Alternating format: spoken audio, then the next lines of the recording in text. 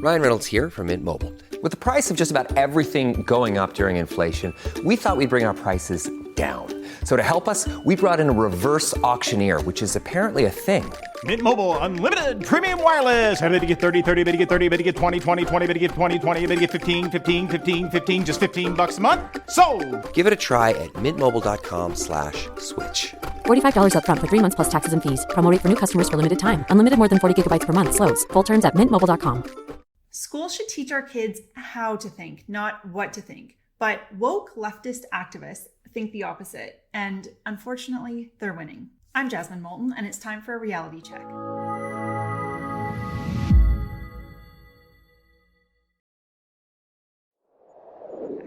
Municipal elections are taking place across the country right now. British Columbia just had one, Ontario has one coming up, so does Manitoba and Prince Edward Island.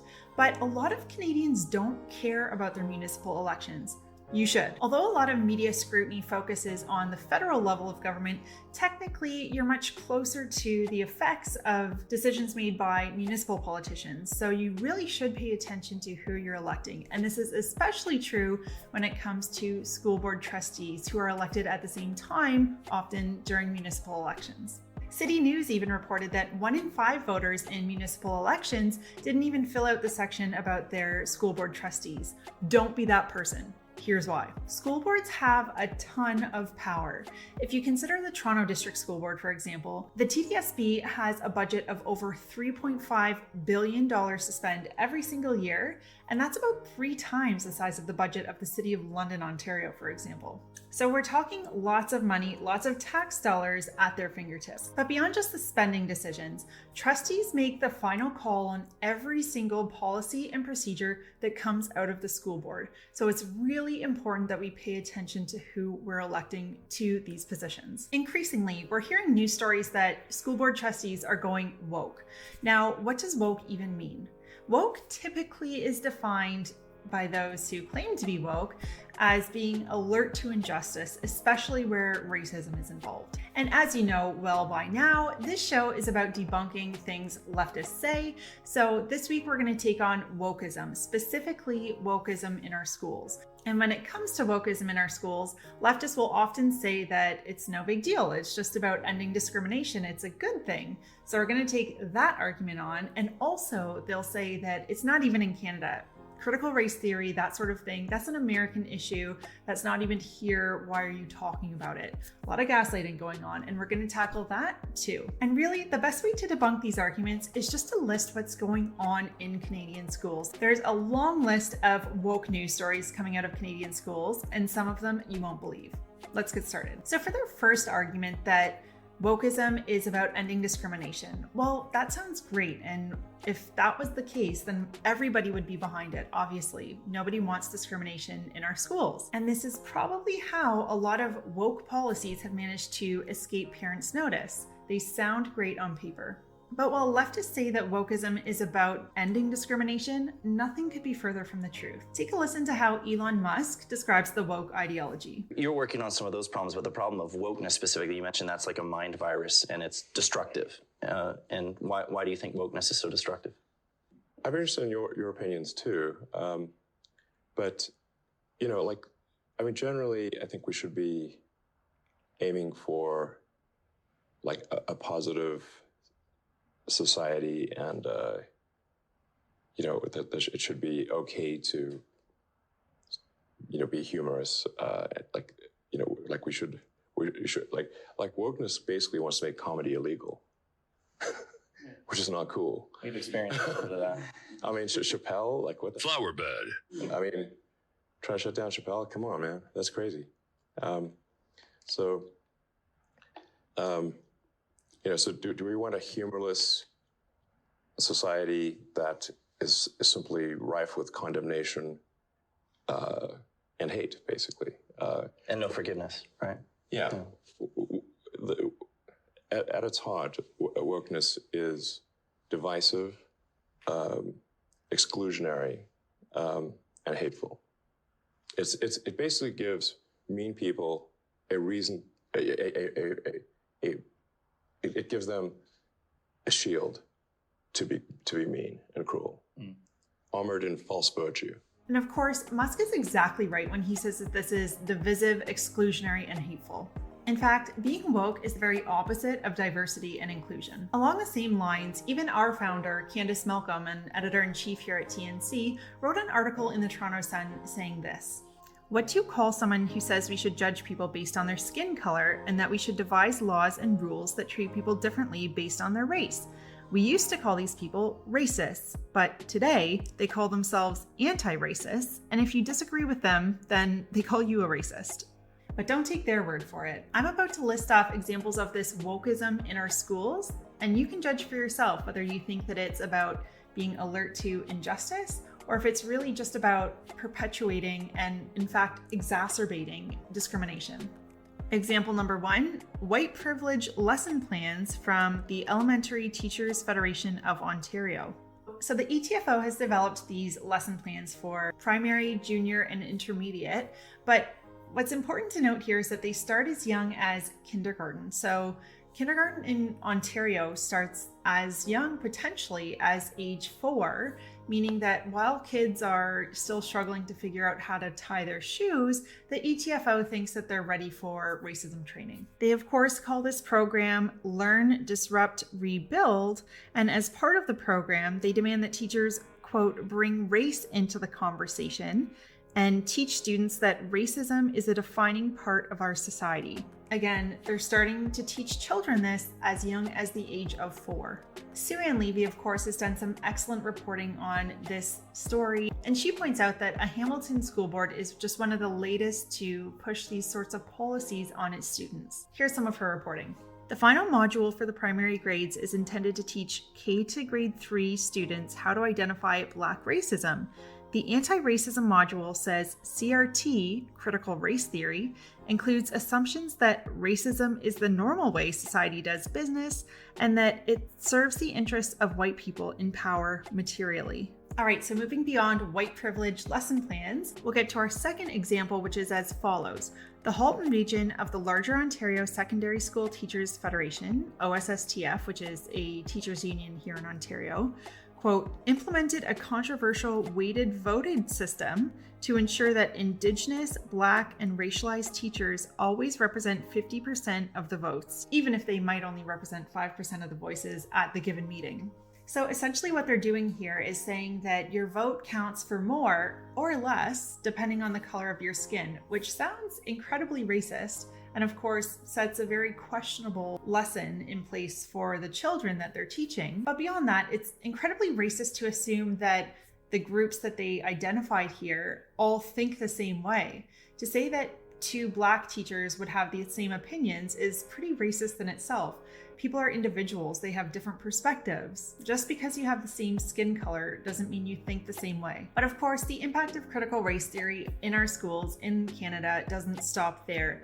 In Ontario, we recently saw de-streaming. So for those of you outside the province, because it's my understanding that streaming only took place in Ontario, streaming was when you'd go into grade 9, so when you transfer into high school usually, at the grade 9 level, you'd have the option to sign up for either academic streamed classes or applied. For your maths, your English, your core curriculum courses, you're choosing between either academic or applied when you're going from grade 8 to grade 9. Ontario Minister of Education Stephen Lecce, who also happens to be a progressive conservative, made the decision to de-stream math classes back in 2021, and in 2022, the plan, of course, was to de-stream all courses offered at the grade 9 level. The rationale, of course, was that streaming is, quote, discriminatory because students from racialized communities, low-income households, and other marginalized groups are more likely to be steered away from academic courses, at least that's according to reporting from the CBC. Now, right off the bat, as a former student from an Ontario high school, I can tell you this is false on its face because students choose their stream. Nobody is pushing you into one stream or another. And if that's the case, that you had some horrible person that was streaming children, telling children what they had to choose based on the color of their skin, of course that would be horrible and discriminatory, and that person should be dealt with appropriately. But in Ontario, students choose whether they want to take an academic or an applied course. So right off the bat, the idea that this is sort of discriminatory grooming is false.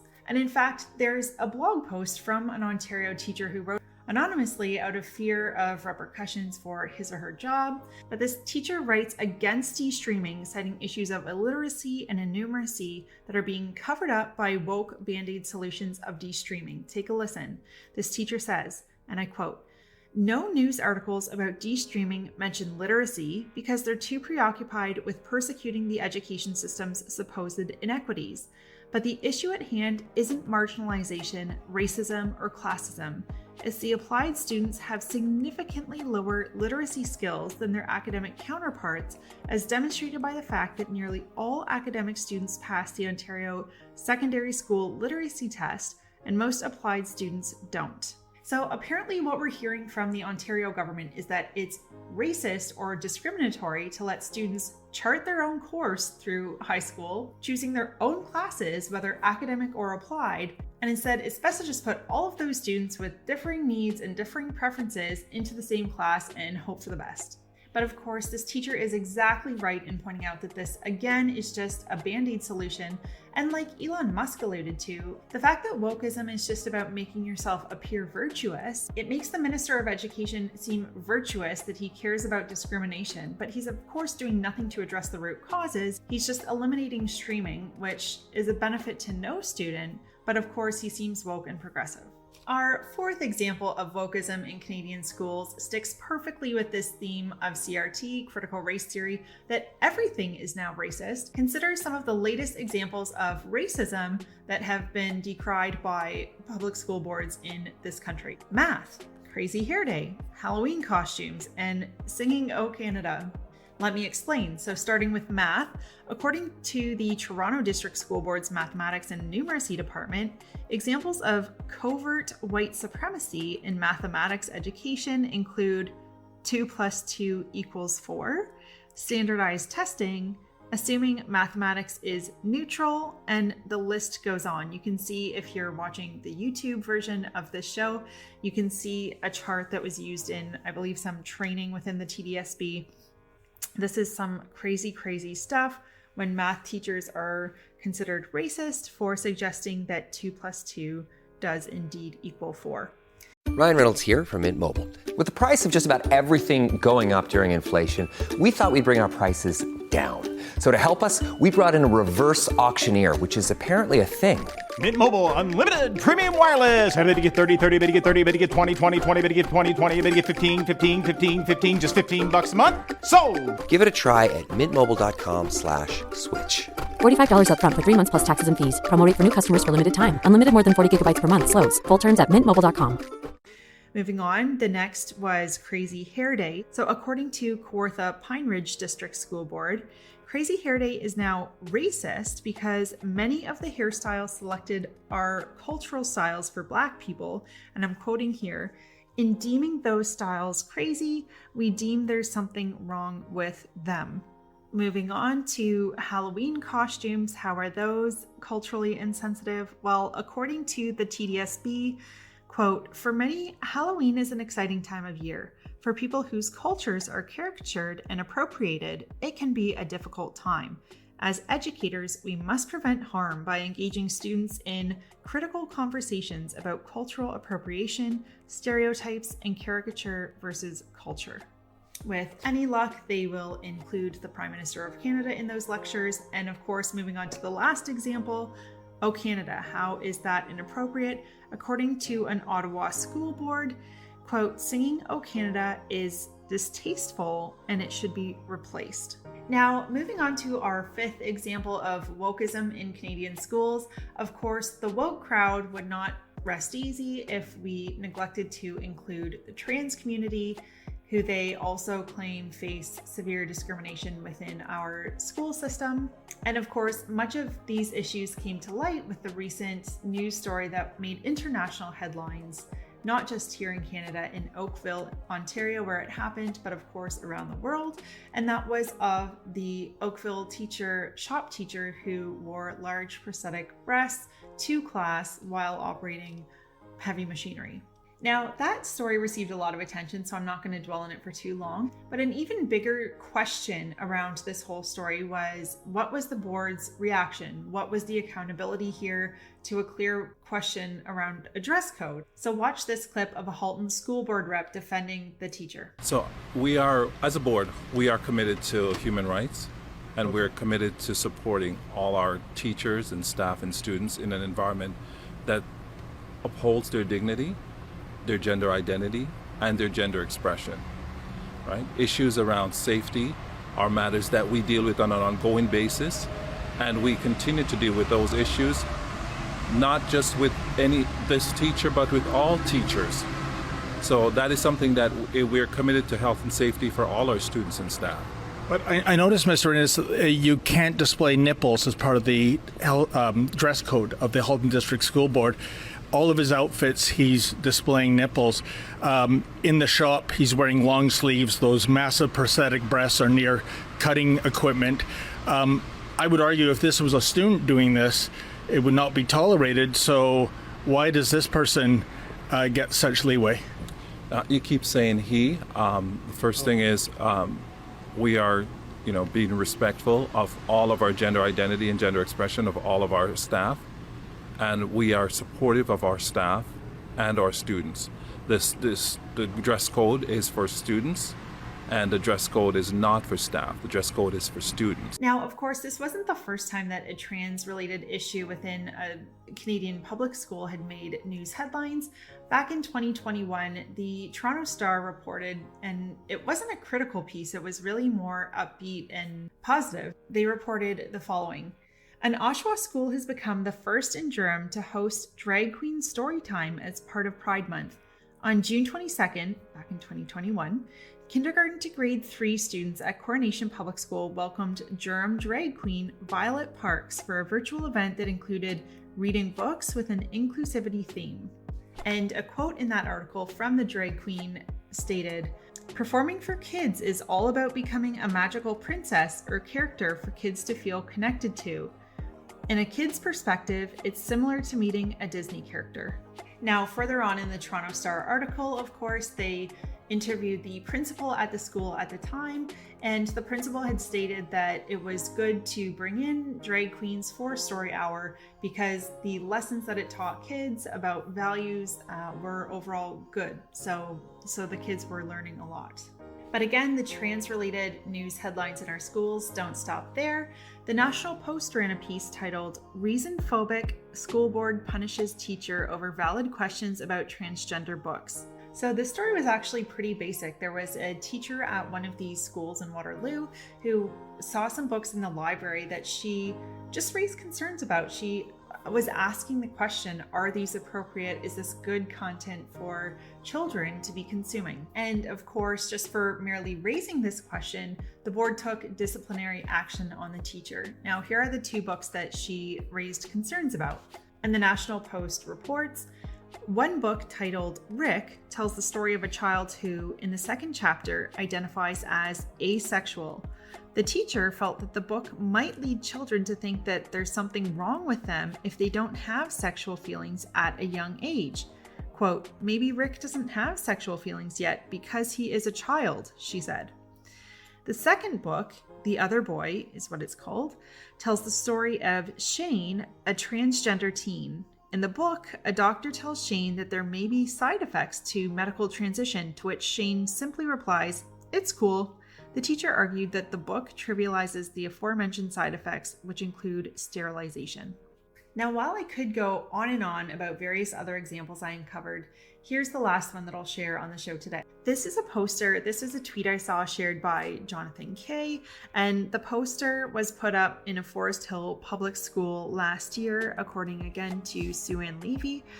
And if you're just listening to the show, you're not watching it on YouTube, the poster essentially has a series of drawings and a poem throughout that says, "Women are women regardless of sex, and men are men in the same respects. You can be both or a mix of the two, or you can be neither if that's what suits you. But people are people whatever their parts, because what really matters is what's inside our hearts." Now, of course, one of those drawings shows a female who has had her breasts removed, which of course raises questions of age appropriateness amongst other things. So while I've listed a ton of examples in today's show of just how woke Canadian schools have become, sadly, I couldn't even fit all of the examples into this show. There are so many to choose from, and so many of them are really concerning. A really important thing to consider is the backdrop of what all of this is happening against. So it's not like Canadian schools are thriving, their scores are off the charts, that they just have a lot of extra time to talk about all of these issues and delve into really controversial areas. No, what's actually happening in Canadian schools is that despite historic highs in funding across the board, international test scores are declining. Now, we covered this extensively in another episode, so I'm not going to go too far into the details there. You can check out that episode if you would like more information on why that's happening. But the point is that we're not even getting the basics right, reading, math, and arithmetic, at the same time that we're focusing on all of these other really controversial topics. So here's a reality check. It's obvious that our schools are now teaching our students what to think instead of how to think, and what they're teaching them is very controversial, to say the least. We need to pay a lot closer attention to what's going on in our schools, and that's why it's so important that you pay attention to this upcoming municipal election if it's happening in your province. Take a look at the people running for the position of school board trustee and check out the policies that they are proposing. But even if you're in a province that isn't having an upcoming municipal election, there's still a lot that you can do to hold our schools to account. For example, in Alberta, I think there was a municipal election last year, so the next one is in 2025. But between now and then, you can also do something like write to your MLA, your member of your provincial parliament, to express your concerns over some of these woke policies that are infecting Canadian schools. That's our show this week. Thanks so much for listening. If you like our content and you think it's important, then please consider making a donation at donate.tnc.news. I'm Jasmine Moulton, and this is Reality Check.